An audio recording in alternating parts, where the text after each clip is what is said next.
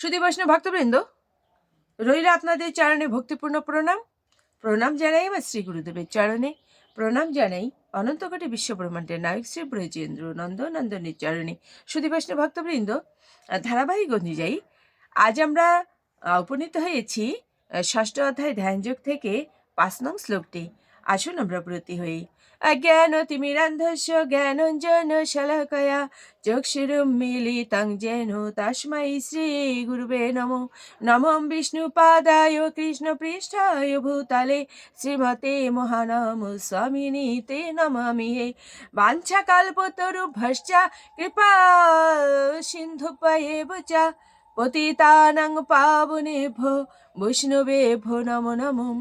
গুরু কৃপা হি কেবলম, গুরু কৃপা হি কেবলম, গুরু কৃপা হি কেবলম। ওম শ্রী পরমাত্মানে নমঃ। ওম শ্রীমদ্ ভগবতে শ্রী গীতায় নমঃ। নারায়ণং নমস্কৃত নরং চৈব নরোত্তমং দেবীং সরস্বতীং ব্যাসং ততো জয়মুদীরয়েন।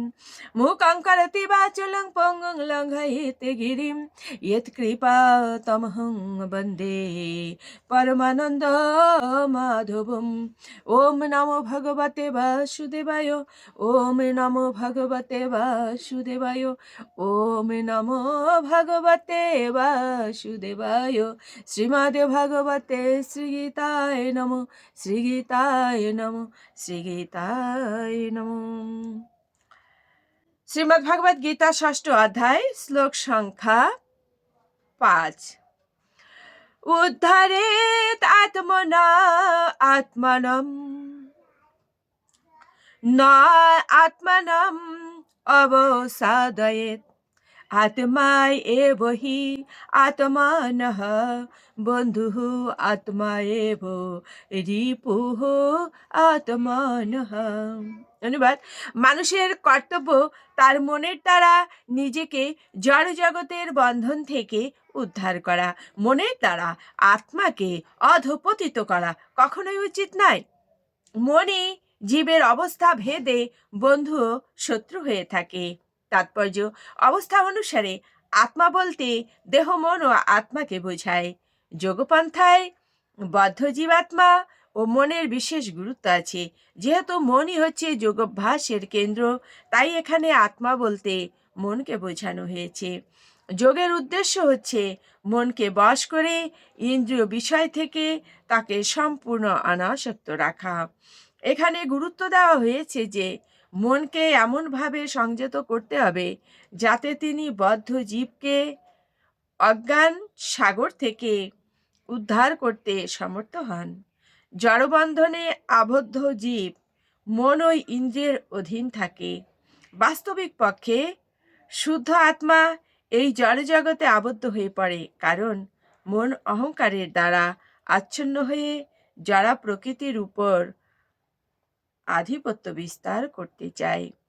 তাই মনকে এভাবে শিক্ষা দেওয়া উচিত যাতে সে আর মায়ার মিথ্যা চমকের প্রতি আকৃষ্ট না হয় এবং তার ফলে বদ্ধ জীবাত্মার উদ্ধার হয়।